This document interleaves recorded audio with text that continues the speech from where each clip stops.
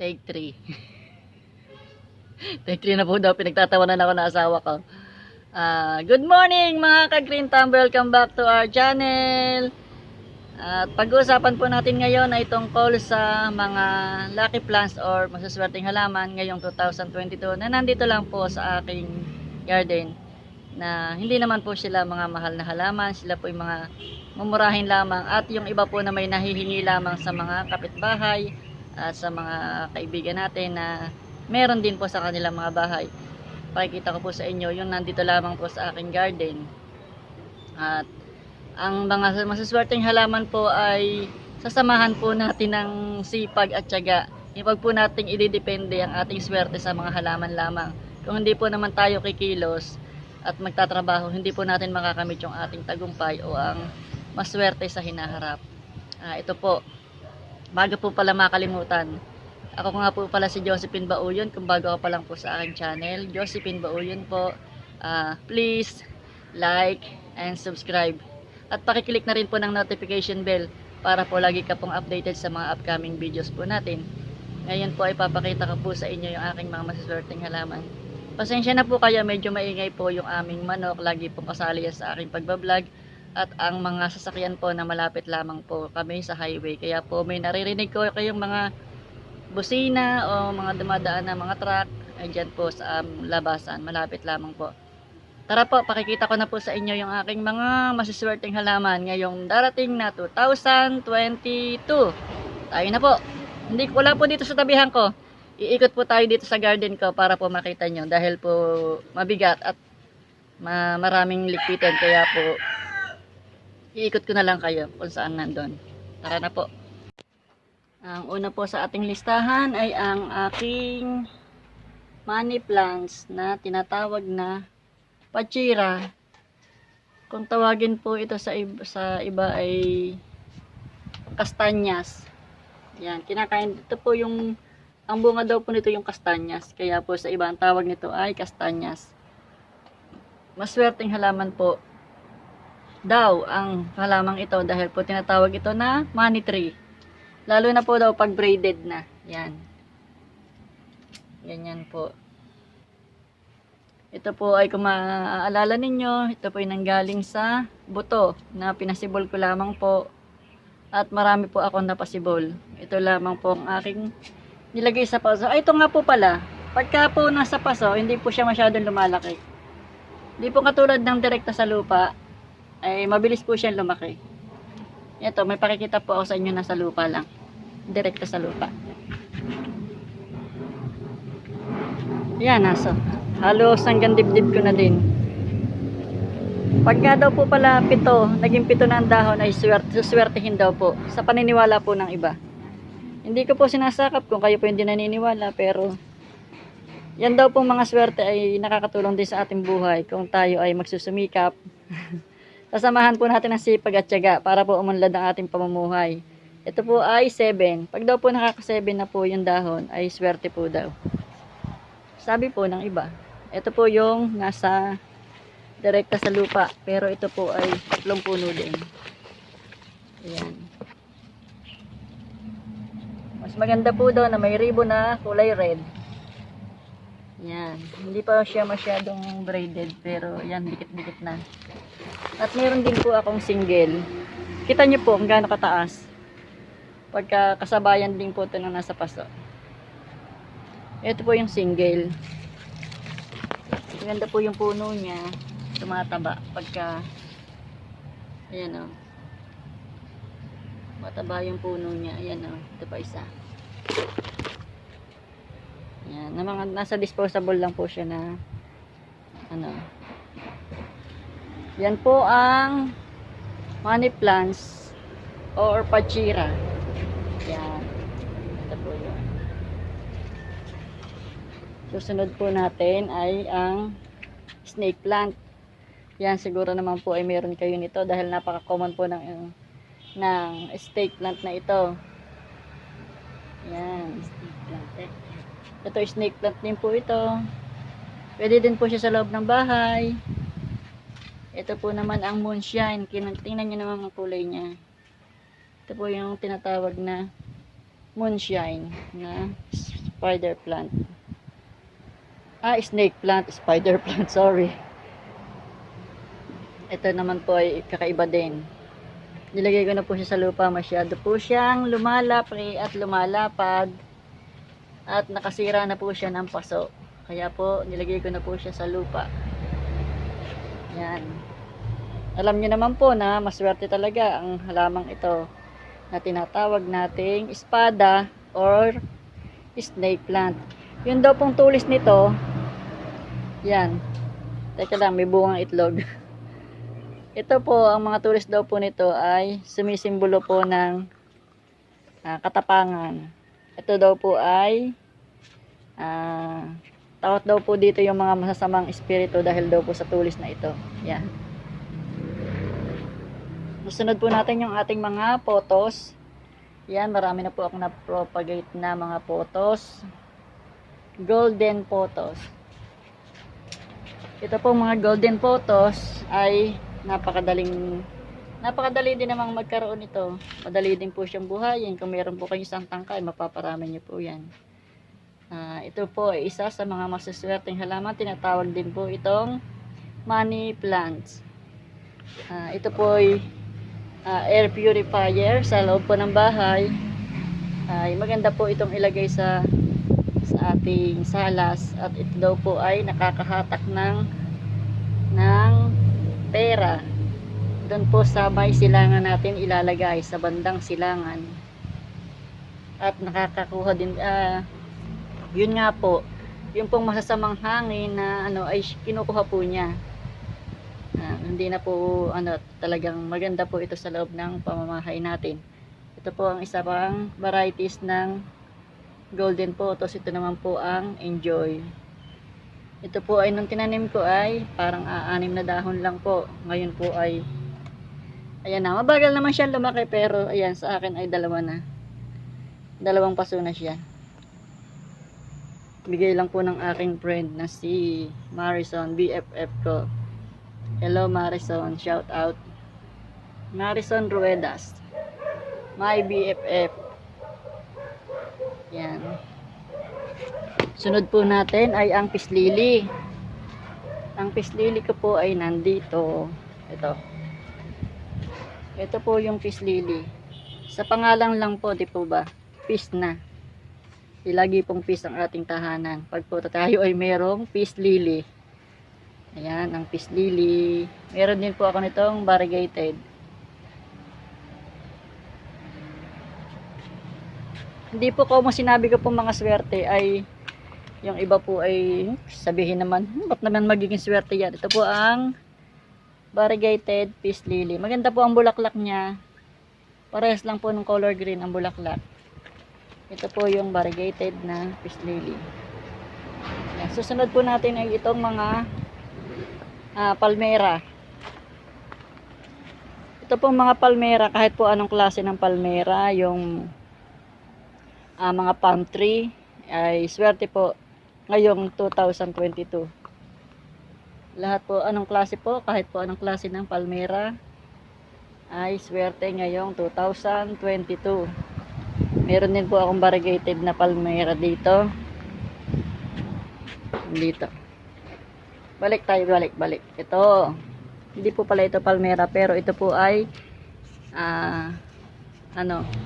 ka-variety po ng mga palmera. Ito po ang tinatawag na Manila palm. Ito po yung namumunga ng kulay pula. Pero sa akin po siya ay variegated. Hindi ko po alam ito po yung sumibol. Sa mga kasama po niya, siya po na naiiba na may color white ang dahon. Ayan, kalahati ay white. Yung sumisibol, kalahati din ay white. Yan po ang Manila palm. Susunod po natin ay ang mga aglo. Ito po ang isa sa aking mga aglo. Yan, sa kulay na lang po ay talaga namang ang gaganda po ng kulay ng aglonema. Talaga namang maaaliw ka kahit po siya ay although namumulaklak din naman po siya. Pero mas maganda po siya ang walang bulaklak dahil sa dahon pa lang talaga namang tumitingkad po ang kanyang mga kulay, lalo na po pag naaarawan siya. Hindi lipan po siya yung color na. Ay, tingnan nyo naman. Yung kulay, yung direkta sa araw, yung shaded lang po. Dahil po nasusunog ang kanyang dahon. Ito pa po yung isang klase ng aglaw. Pasensya na po. Lagi po kaming may itlog. Swerte daw po yung itlog sa halaman pag bagong taon. Yan po. Ang ating Pink Legacy na aglaw. Ito pa po ang aglaw. Ayan pa po. Marami po akong aglaw. Yan. Yan pa. Susunod po natin ay ang spider plant. Ito po ang spider plant. Dalawang klase po ang spider plant na ito. Ito po yung may white. Ito po yung anak na nung aking nakasabit doon dati. Ito naman po ay color green lang. Ang maganda po sa kanya ay nagbabain po siya.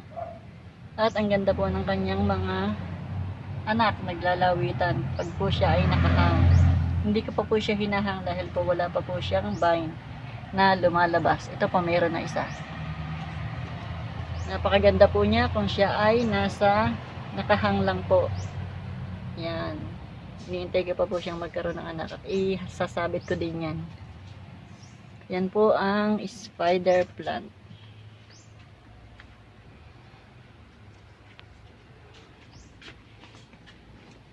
Ang susunod po natin ay ang fortune plant. Asan ang fortune plant? Pasensya na po kung kayo nahihilo sa aking ito po yung fortune plant na may yellow. Wala na po yung aking fortune plant na nasa yung tatlo sa isang paso na napamigay ko yata. Ito ay fortune plant. Sa pangalan lang po ay fortune na. Di po ba swerte na. Ito pa po yung isang fortune na color green lang. Yan.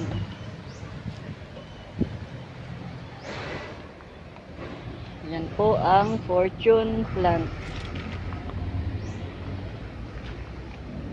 Susunod po natin ay ang aking fern. Napakalaki na po ng aking fern. Ang aking bird nest fern. Kahit po anong klase ng fern, basta fern, ay swerte daw po ngayong 2022.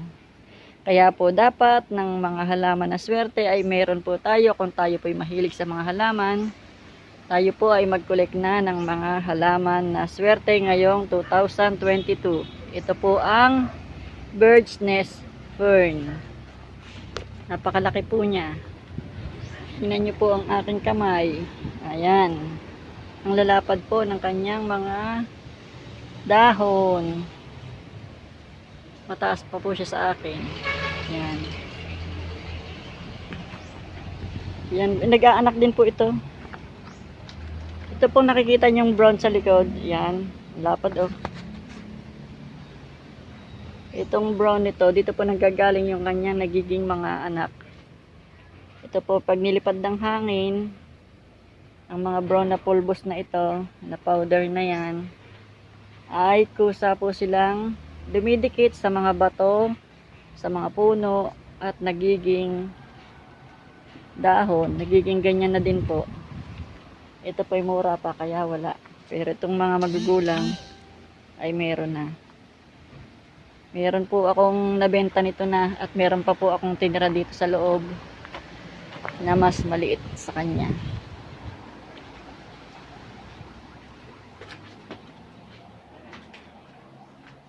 Yan. Ito po yung bird's nest fern na maliit.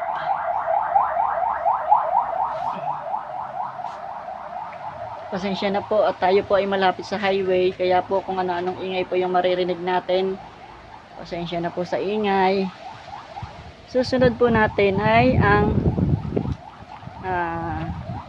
tawag dito bamboo, ano to?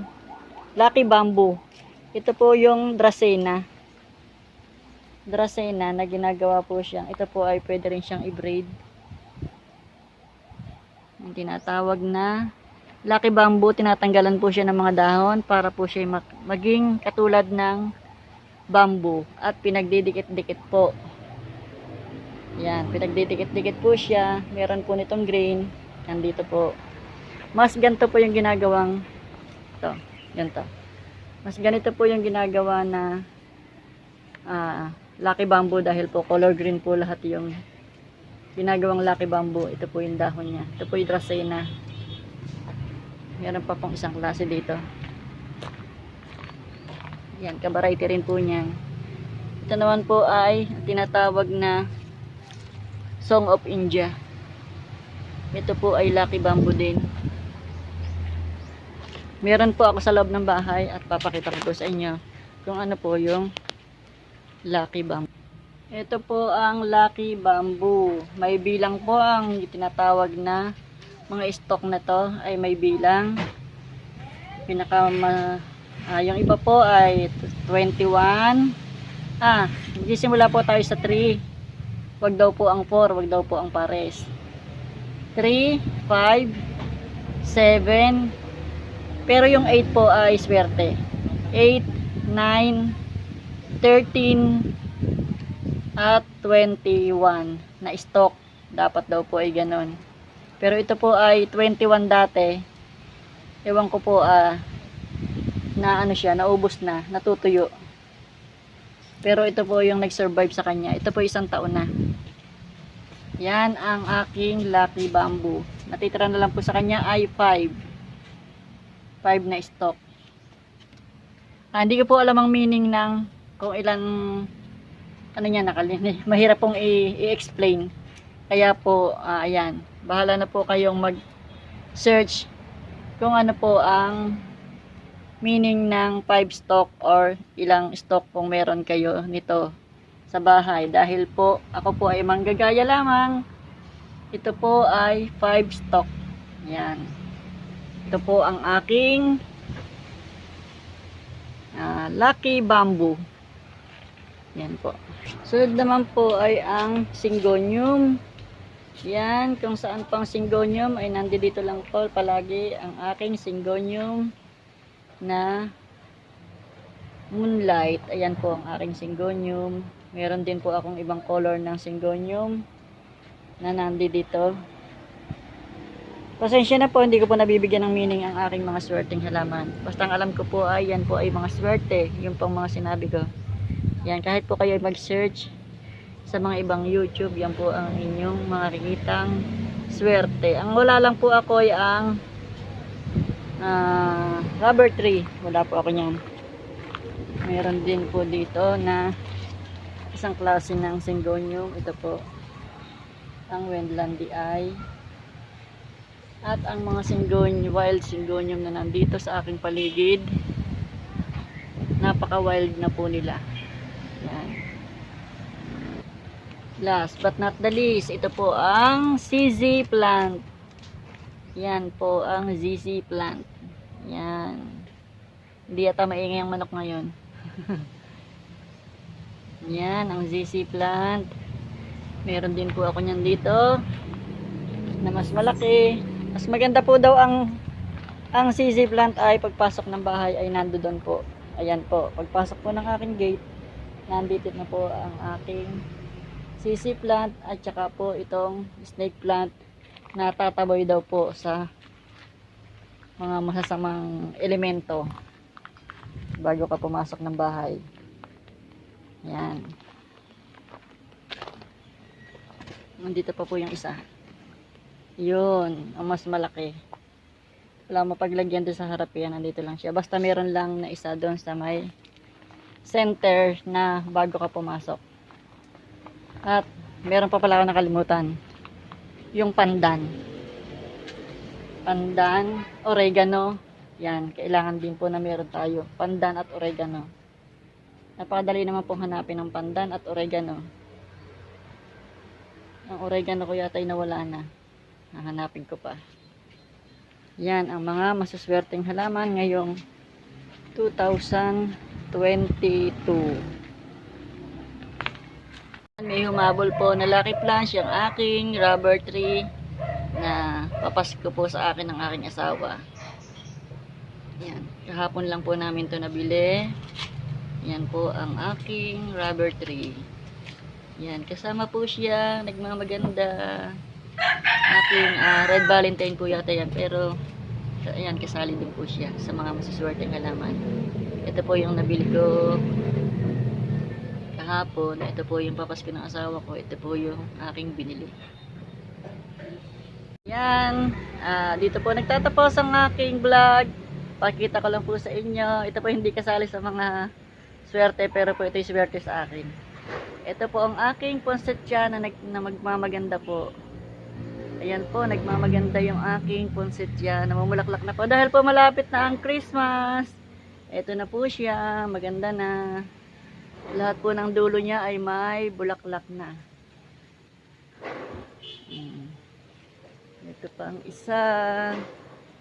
Ang dami po nila, ang ganda. Ayan pa pala sa kabila.